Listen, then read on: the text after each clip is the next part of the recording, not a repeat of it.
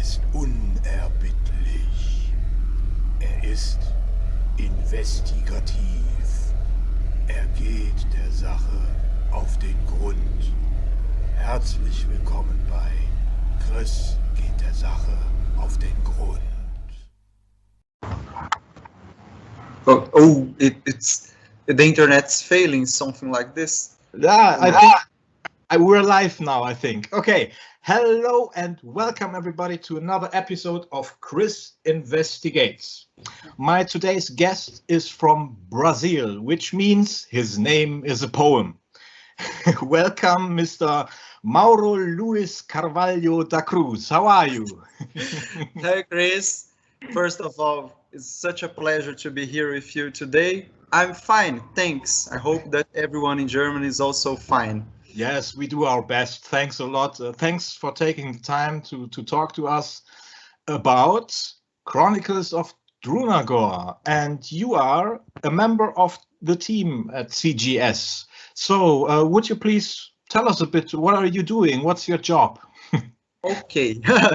Right now, I have this following position. I'm the project manager of the Apocalypse, Chronicles of Drunagor Apocalypse, and Chronicles of Drunagor core box review. I entered the CGS like something 1.5 years ago. Then I entered as a junior game developer, and now after so many whiles, so many learns, so many things, so many struggle to deliver this wonderful game to you guys, I've been climbing up some positions, and now I'm this project manager, and I'm one of the developers of Apocalypse and one of the developers also of the core box review. Okay, when we talk about board game developing, well, it's interesting for the crowd perhaps too. What is the difference to board game designing? Difference, what I like to say, and maybe this might be a misconception, but the way I feel it, the thing is, the way we compare to an architect and an engineer. The architect, he draws a house, he tells you which goes where, he makes this presentation. The engineer is the one who construct the walls, I do the structural part of the game, I develop the structural part, but I think the ideas of the designs behind it, and I place numbers where they put ideas. This is basically the way I see the developing process. I don't know if that is completely accurate. I don't know if this will consider to be a designer also, but I think that developer job is this. Okay, it's at least it's a very cool description about the difference. Very cool. So, what is just to for us that we know where you are coming from? What are your favorite board games? What do you like to play? Man, I'm a dungeon crawler boy. I'm always been. I mean, the first time I ever met a board game, I was 7 years old and I met Hero Quest. Many times I have mentioned how Hero Quest is nostalgic to me just because of this, because I met him very soon. And then from 2014 to now, I've started in this world of board games. So I met Zombicide, I met Blood Rage, the first big successes. But I also, in this time, played a lot of Dungeons and Dragons 4th edition, which, in my own perspective, is kind of a board game.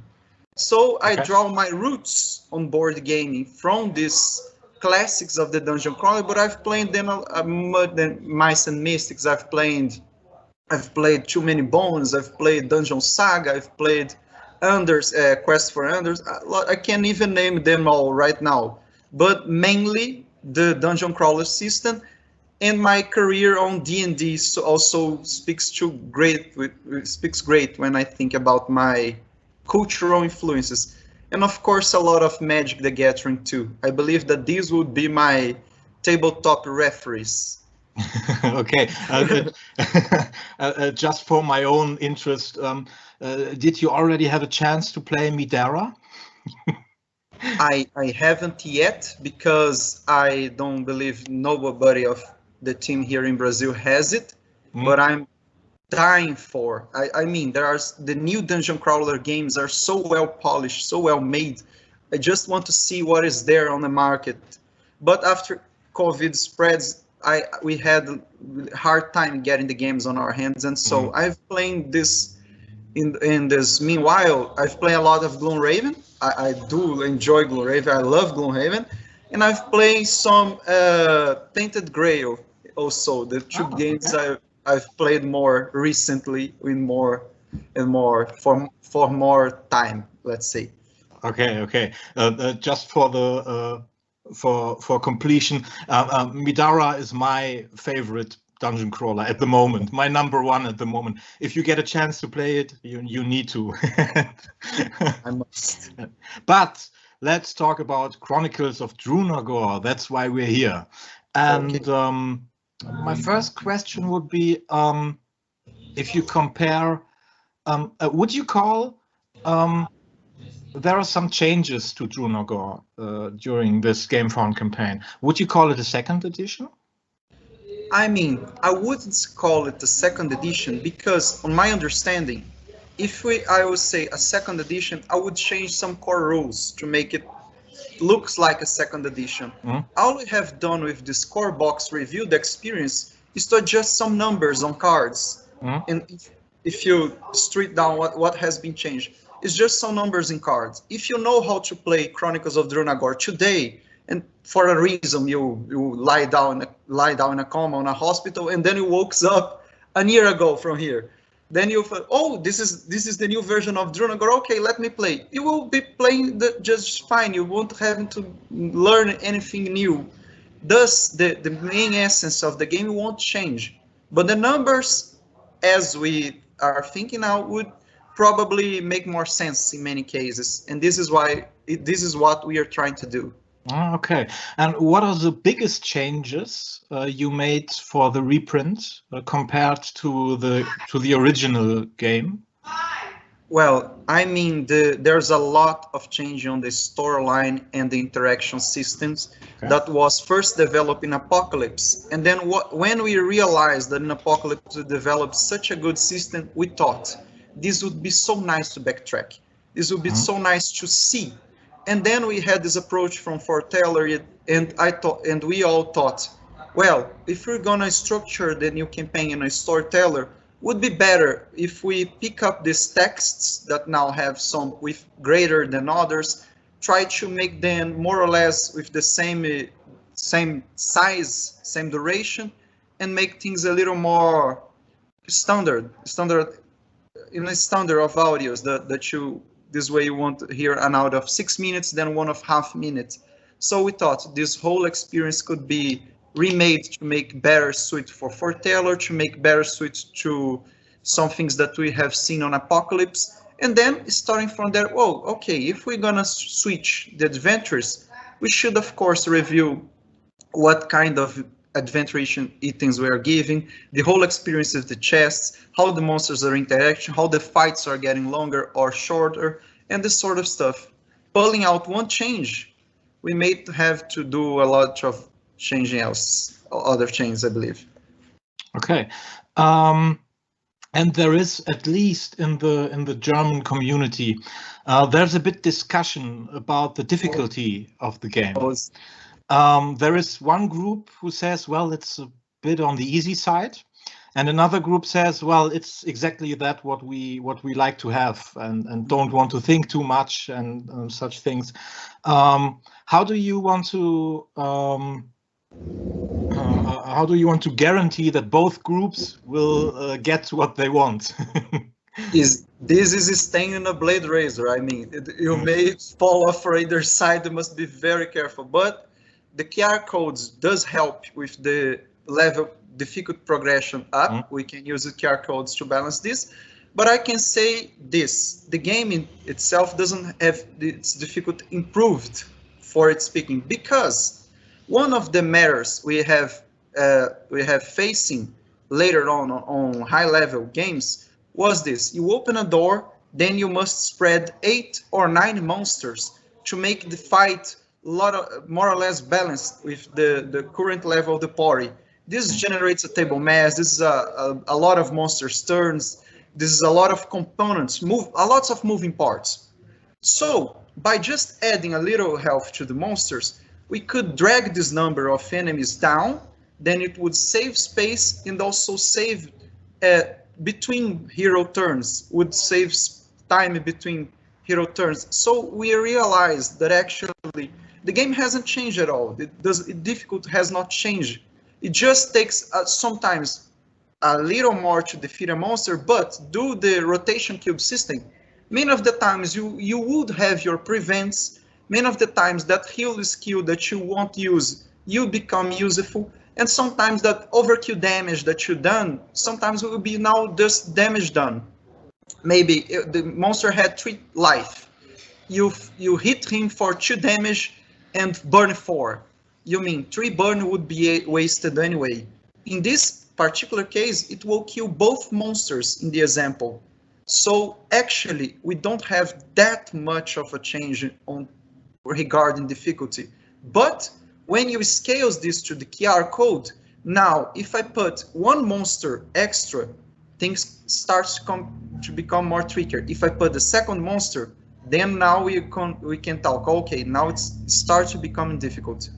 And therefore, before this, on the first version, there are some points that you already had the 12 monsters on the board. You already had them all, so the difficulty could not scale unless you introduce some special rule. And I'm not a huge fan of keeping adding rules, special situations. I would like to see the more tactical part of the game, more the decision of attack that monster or attack that other. And skip spawnings due to the fact that already all monsters are on the board, I thought is a bad thing. So we tried to implement these changes, but since the monsters doesn't get a boost to their attack, the game keeps its level of balance where it was, I believe. Okay. We believe. Okay. Okay. I'd like to talk about something else. Or some soft criticism Drunagor gets. Well, of course, it's all about personal perspective or preferences. Some criticism is there's no line of sight, no flanking, backstabbing, no break attacks, no monster AI or to say it in other words, they all behave the same, more or less. And which cuts down tactical aspects, which other dungeon crawlers have. What do you tell those people? Why doesn't Drunagor need all this? First of all, in this first version, we have to receive a lot of these feedbacks, and I think that's right, that they have hit the point. Indeed, the monsters behaved quite the same. There were no line of sight. The wall concept. You open a room, then you can. Many of these aspects was chosen to be that way just to make the game simpler. We tried to make the game more streamlined as possible. This is why the concept of line of sight and walls was removed at some point, just to make things easier, to not worry too much about the perfect details of the stuff, but whoa, let's play the game, let's have a good time, and let's do whatever we can as fast as we can. The monsters were a sensitive topic among ourselves even.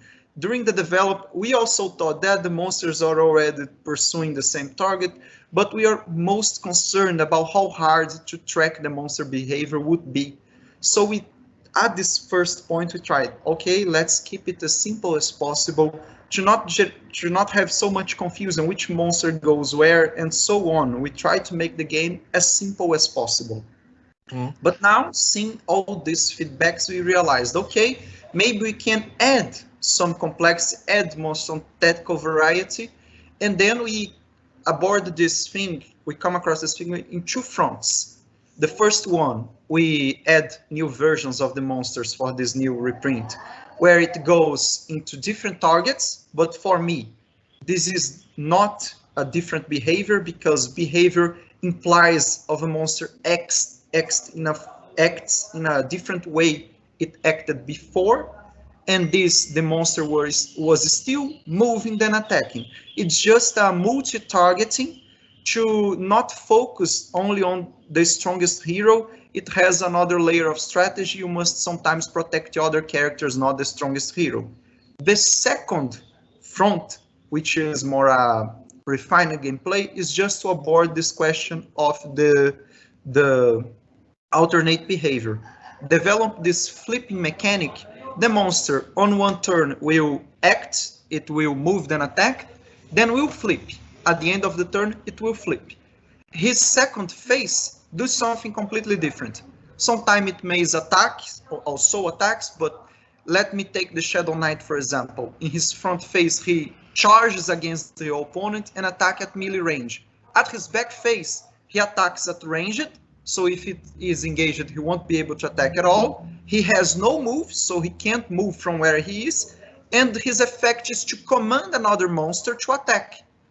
The cultist, instead of attacking, he heals other monsters. This is what I believe is a different behavior. This creates another layer of strategy.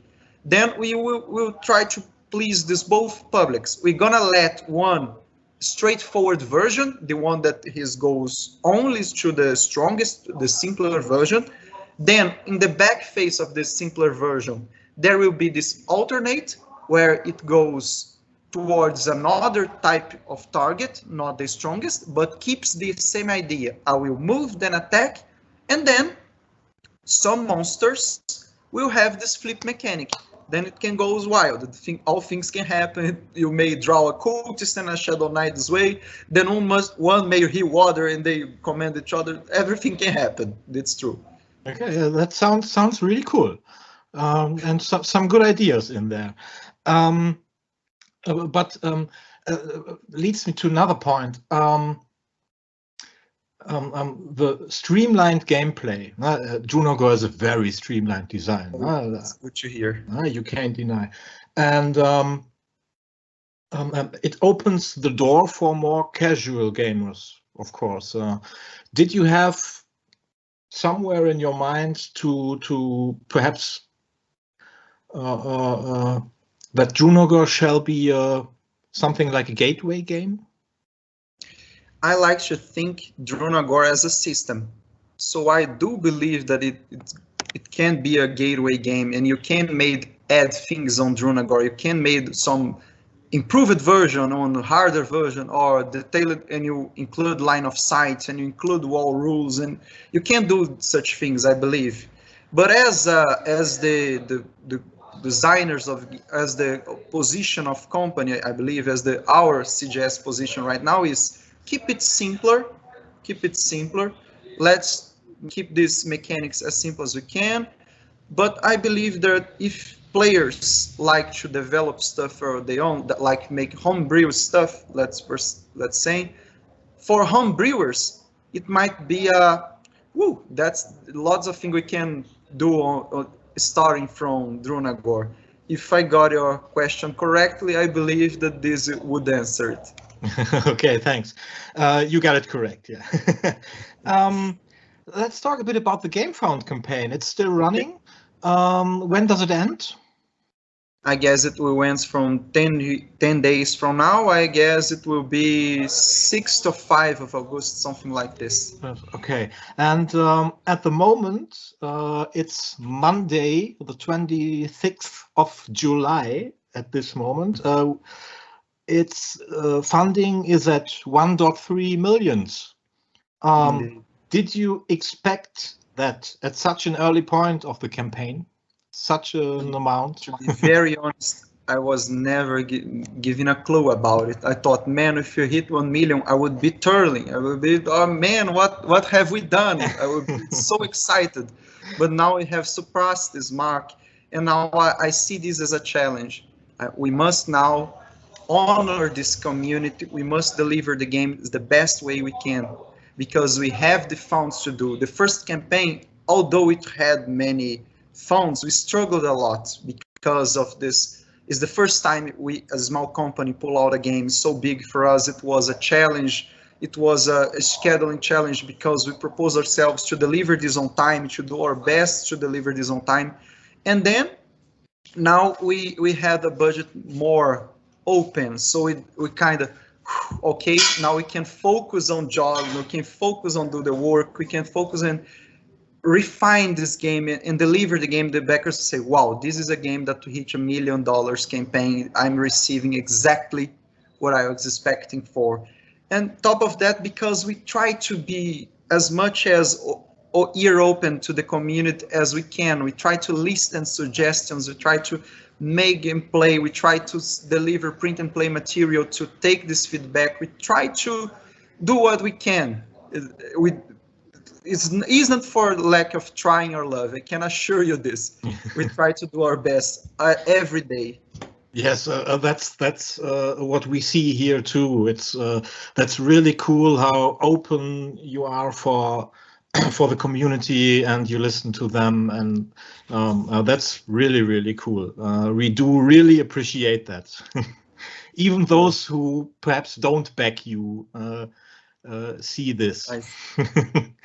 That's very good. Yeah. Do you expect, because this is such a high amount already, that you have to design and develop some more stretch goals you don't have planned until today?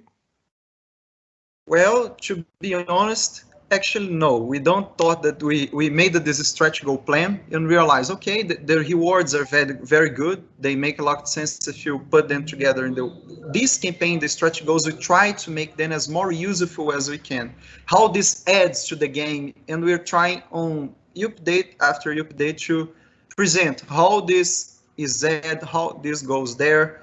But I guess the campaign hit a plateau at some point, and it's natural. People will start to take that feeling, oh man, I want to hit the stretch goal sooner.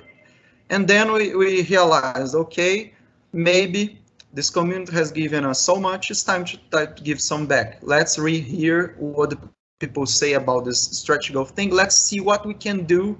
Let's tighten our budget a little here and there and see what we can deliver, what can we do to the community. And let's see where all it goes. It's still 10 days. And I guess we're trying to make all the math we can. We are speaking from July 26. We're doing our math we can to deliver even more of gameplay product, even more of the experience. Mainly because the backers campaign is proposed to be like this: the construction, the collective construction, and the team that won is that nautical team. I believe we can do many things in this regard, and I believe that if we could manage to add some monsters, add some adventures, that would be awesome.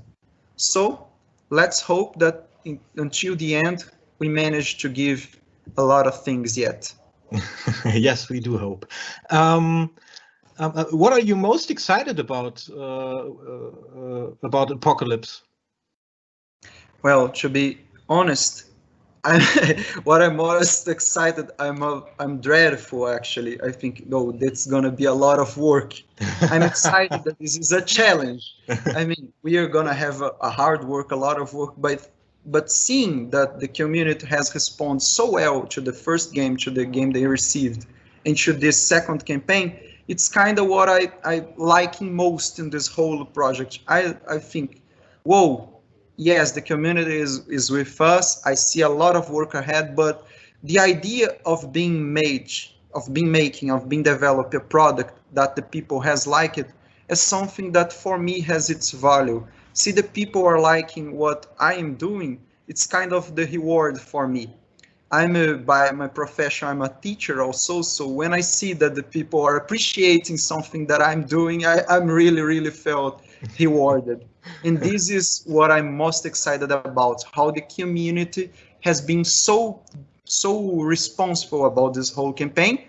And this must be said, the German community, we are very thankful, mainly to Andres and his awesome work. He has done a wonderful work, and we are very thankful to the German community. You're getting much support from you guys. Really, thank you. Yeah, they will all hear this, and Andreas is actually our guest in our episode today, He will be very, very happy to hear your words, and he really loves the game, and I can't wait to talk to him and to talk about the game to him. And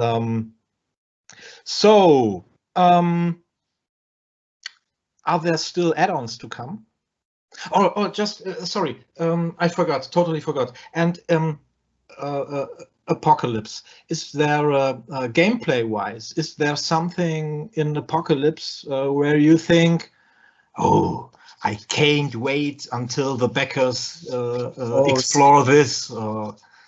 Is what I've done to the story. If you guys have seen many reviews from Board Game Co. or The King, they are always telling about how the story got improved. Man, I'm so excited to have the chance to read this story that I made a lot of this, if this, then that, and this, but I try to make it subtle. So most of the time you're just reading parts that you might realize how they will all be hooked up in the end. This is what I'm most excited. I wanted that feeling of mind blowing when people read the story and see, no way that happened.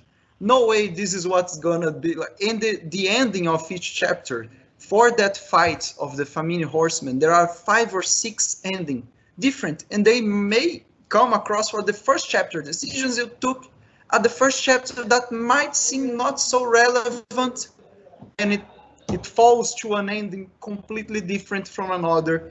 And then I want the players to have this feeling, and they say, man, how can I miss this from the first time I played? This is what I'm trying to do most, to give branchings and new ways to entwine the gameplay experience with the interaction experience, with the storytelling experience.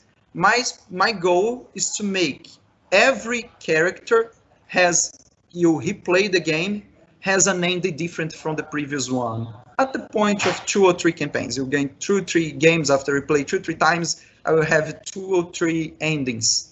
There is a spine.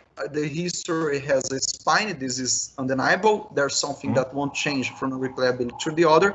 But many aspects on the game and how you will fight the horsemen, this will change completely based on the interactions you have made, based on the choices you have made, and based even with who you are accompanied with, because the NPCs presented, the companions presented on game, will also interact among each other and among the boss sometimes. Okay, sounds cool. Is Apocalypse playable without owning the Age of Darkness? No, it's not. It's an expansion. It's not a standalone game. You must have Chronicles. Okay, that brings us to the future. Just to have it clear once and for all, because there's some discussions everywhere you look at the game. Could you please tell us that into the camera and for all the million people who are watching us, that Apocalypse is not Act 2 of Chronicles of Drunagor? Is not Act 2? What this would mean, I believe? I think I missed the question. Not being the Act 2 is like the continuation, like the sequel. Yes, of course. No, my question was, as far as I know, and now we're even discussing about this, the people are unsure because Age of Darkness is Act 1. And in the future, there shall be Act 2 and 3. And some people ask themselves if Apocalypse already is Act 2 or not. Oh, okay. This is a tricky question, but as it is, as the early designer developed, our early wishes is that, yes, it's an Act 2. It's a continuation of the Age of Darkness. And if all goes according to the plan, you guys gonna have a hint that the problem is not over.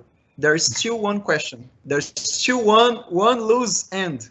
And the story wants to tell the players that is this loose end. And of course, this would be the third chapter, where you goes to the world of the darkness and say, okay, now you guys have to stop. We have to beat the shit out of you on your own world, but this has to stop. So it has some. It is supposed to be the Act 2. Okay, that's interesting to hear. So when Apocalypse is delivered to the backers, there will be one more crowdfunding campaign, and then Drunagor is done, or will there be a future? I don't know if it's done. I believe it's too soon to make such a statement. I don't know how people will respond to Apocalypse. Let's be very honest. We don't even know if you're gonna do an Act 3, depending on how people respond. But I believe it's gonna be pretty fine. We believe that the people, if people like Chronicles, they probably would love Apocalypse. And if they don't like Chronicles, we are trying to give them reasons to give the Chronicles a second chance. And maybe they also will fall in love with Apocalypse. We're gonna keep this approach more casual, as you have said before.